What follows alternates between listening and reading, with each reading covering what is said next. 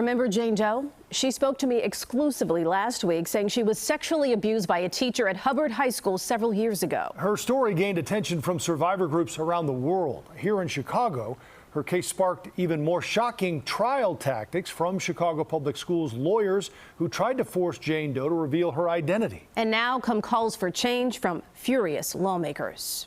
Why aren't we listening to the children who are being raped? The outrage. It's time for us to act. When are we going to pay attention and protect the kids? Coming from both sides of the aisle. I am beyond frustrated. It's not.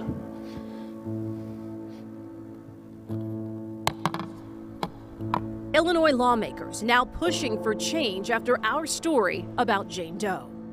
It's not normal. It's not okay. And people don't have to stay quiet about it. That's Jane speaking on camera for the first time about Walter Glasscoff, the teacher she says sexually abused her at Hubbard High School in the early 2000s. I didn't really have experience in that way, and he made me feel like I was a bad person if I didn't care about him. She says it started when she was 16 and still haunts her. I have nightmares almost every night. Jane says she didn't tell an adult until she was in her 30s. That therapist alerted authorities, which led to a CPS investigation.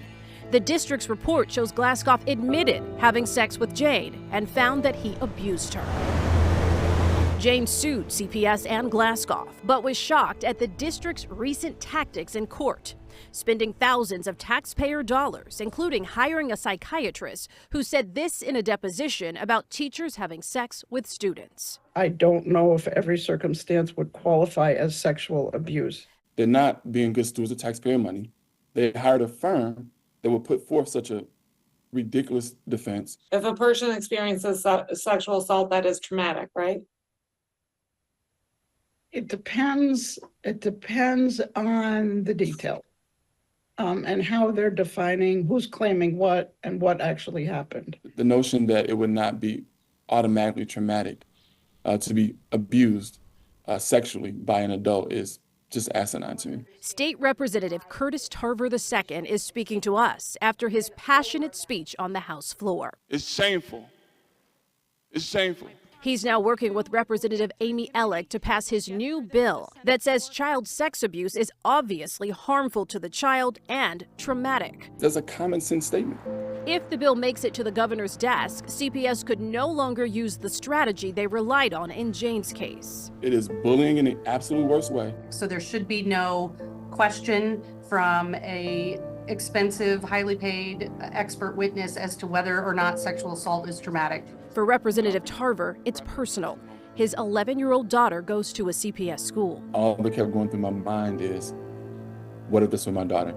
He's also demanding the CPS General Counsel be fired for allowing lawyers to put on this type of defense. He says Mayor Brandon Johnson should make sure that happens. He needs to do the right thing. He needs to fire her, period. There's no discussion.